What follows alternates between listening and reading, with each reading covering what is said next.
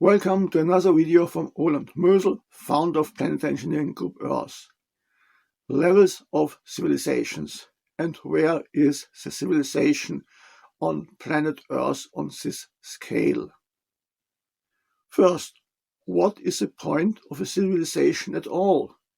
Dinosaurs survived for 170 million years without any civilization.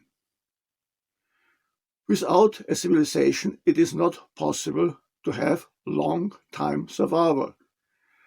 The dinosaurs died out because they did not detect this asteroid, and they did not push this asteroid in another direction, that this asteroid did not hit Earth. So long-time survival is only possible with a civilization. And now let's start with the scale. Level 0, helpless like a baby. Oh, by the way, Earth civilization is also not able to push an asteroid of this size into another direction. We are as helpless as the dinosaurs just right now. We would have no chance if an astronomer detects, oh, there's an asteroid coming straight in our direction, about the same size as the asteroid which killed the dinosaurs. It would hit Earth in 2 years. We would have absolute no chance. We would be helpless like a baby. And when you watch shows about possible terrible things, what could happen, the general reaction on it is we are helpless in face of this. We can do nothing. We are all going to die. For example, shows about the Carrington event and what would happen with a solar storm as strong as this 1859. 1859, there was not so much technical equipment. The solar storm wiped out only some telegraphs. But today we have a lot of technical equipment. For example, the power grid can go down in such a solar storm. All the transformers could be damaged and would have been to be replaced.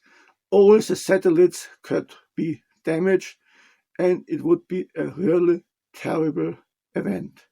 So, and in these shows they talk about how terrible it would be. But what would be a normal reaction on this? Oh, how can you build an artificial magnetic field far stronger than the Earth's natural magnetic field? And how many gigawatt of electricity would you need for a good protection on Earth's surface, in LEO, low Earth orbit, and in geostationary orbit? This would be a normal direction. We have technique. Let's now think how much of this technique we need to be protected from such an event. By the way, the jump from a level 0 civilization, helpless like a baby, to a level 1 civilization started with the beginning of the first industrial revolution. This first industrial revolution made much more things for humanity possible than ever before, and this was a clear path to be a level 1 civilization. But nobody cared about civilization levels, what is a task of civilization, what possibilities. They didn't think about it. It just happened, and it's a mystery how this could happen. It's a mystery how a woman could not notice that she is 9 months pregnant. And it's a mystery how a civilization can not notice to be for a quarter of a millennium in a civilization jump ongoing. But now we should soon finish this civilization jump with our first masterpiece of work. We should be a level 1 civilization, can handle immediate problems. What are immediate problems? All what caused a mass extinction in the last billion years. That is an immediate problem. And for this counts an asteroid straight on collision course with planet Earth, super volcano eruptions, strong solar storms in case you're a high-tech civilization and many electrical equipment could be damaged. And there is something else, what we caused ourselves.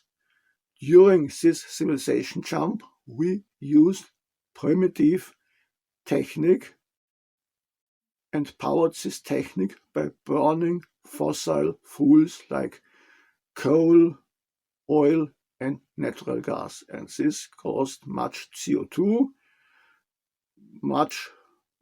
for the climate. And so this is also a big problem, an immediate problem, which should be handled. So one of the masterworks we should do to be a level 1 civilization is the planet renovation. Minus 250% CO2 emission. This means we go from emitting CO2 to taking out CO2 out of the atmosphere by filtering it, and then we split it in carbon and oxygen again, and we do this as long as it's necessary to reach again 350 ppm CO2 in the atmosphere. And so when we have done this, we have a stable civilization. We have much energy, because for this task we need much energy. We have stabilized our climate, our nature, and then we are ready for the next civilization jump. Level 2. Move planets around. Why should we do to move planets around? Because the sun was not always the same and will not be always the same. The sun started with far less energy output than today. 2 billion years ago, there had been ice planet Earth, ice up to the equator. Not possible today, but at this time the output of the sun was much less, so it was possible to have ice planet Earth.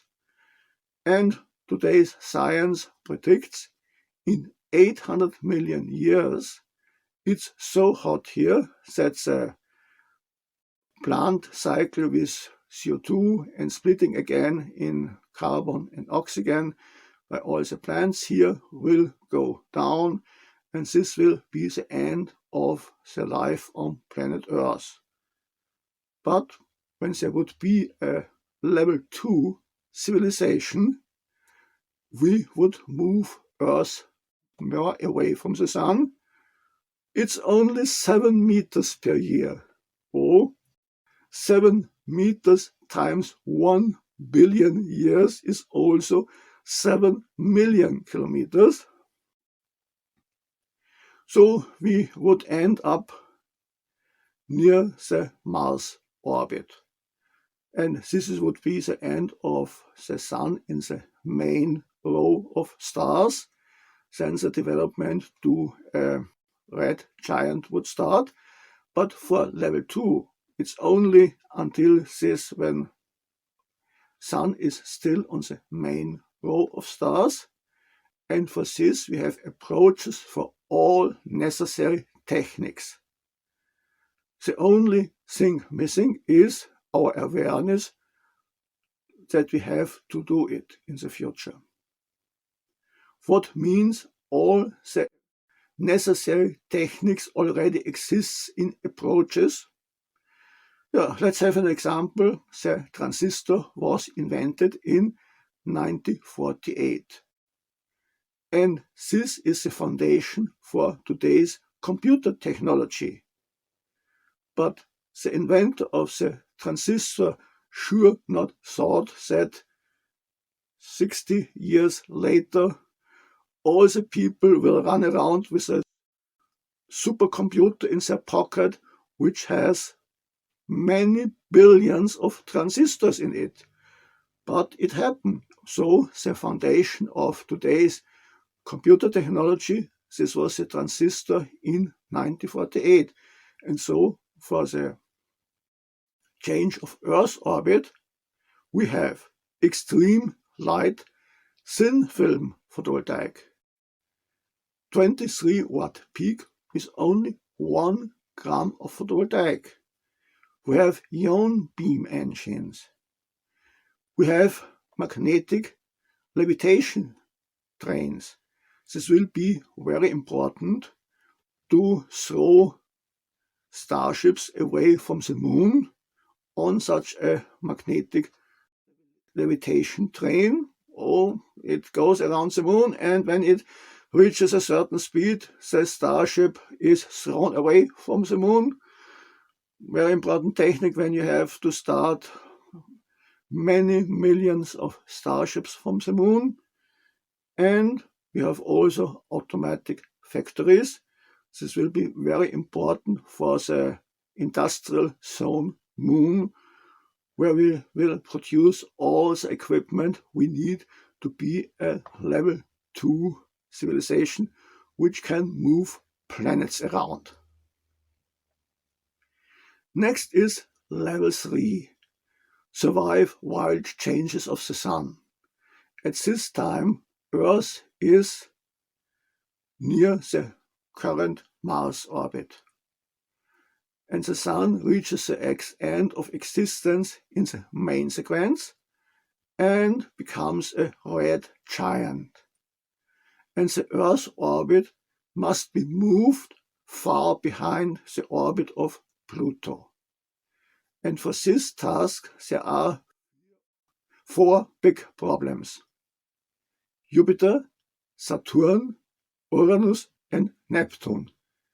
We have to pass the orbits of these planets. And this is very difficult, and this makes a level 3 civilization.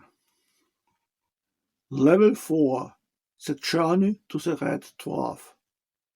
The sun has become a red giant.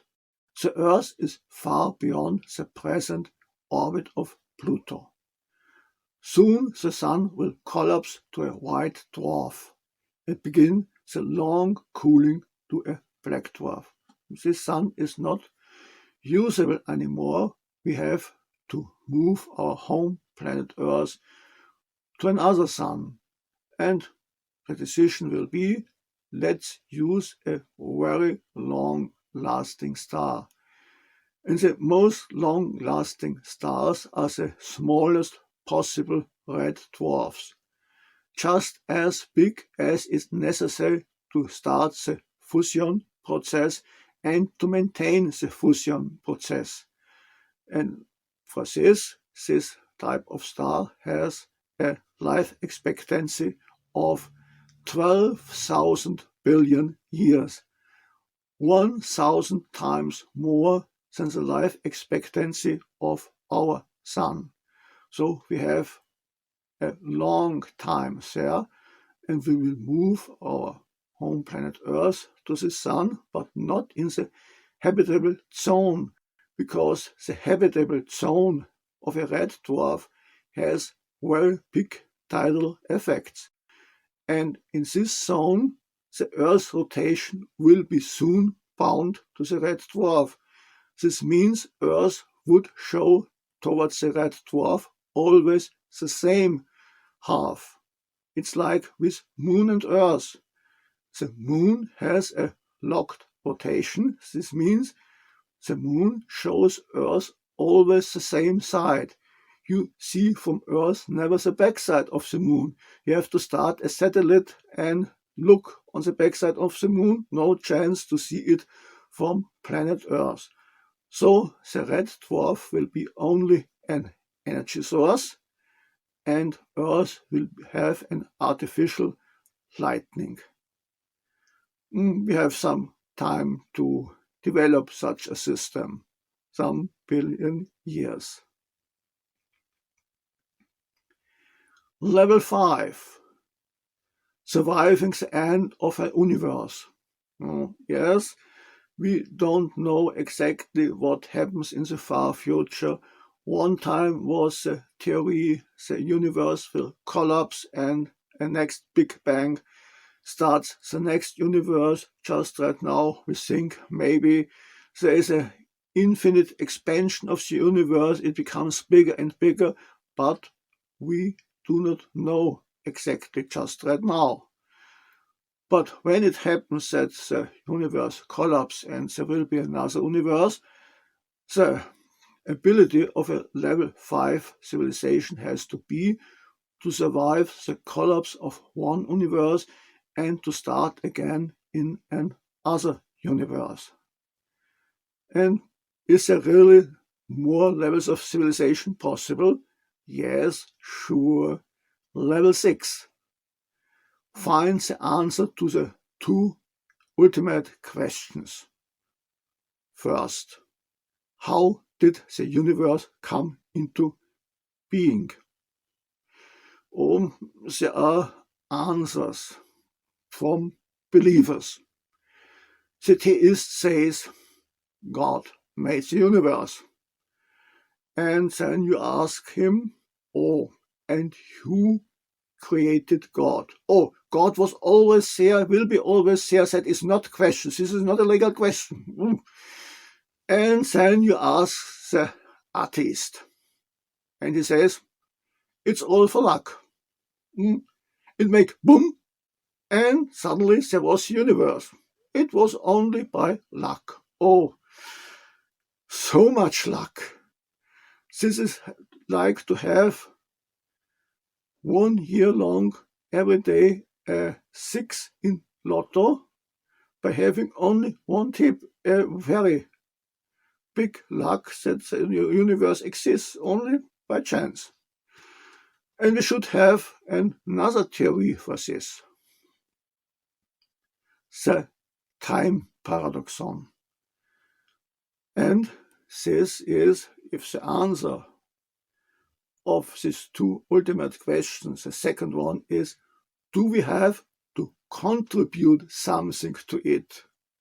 And if the answer is yes, we have to contribute to the creation of the universe, then there's also a level 7 civilization participate in the creation of the universe. All the high advanced level 7 civilization form an alliance, and the target of the alliance is the big time paradoxon. In many science fiction movies and literature, there are the problems of time travel. There are some people of the future traveling in the past and mess something up, and many different theories what would happen. And the ultimate time paradoxon would be in the far, far future. This alliance of level 7 civilizations make something to travel in the far, far past and create the universe or the universes. Yes, this is the level 7 civilization. This is all part of a new philosophy, the philosophy infinitism. A civilization can develop an unlimited ability to survive. In Austria, an association for the promotion of infinitism is registered. And it would be very important to make this new philosophy, seeing a very positive future for humanity, a very important future to maintain life on planet Earth for a very long time. This would be very important, and please support this association by being a member or by making contributions. This was another video of Roland Mösel, founder of Planetary Engineering Group Earth, and as always, like, comment, subscribe and hit the bell to be notified when I make my next video.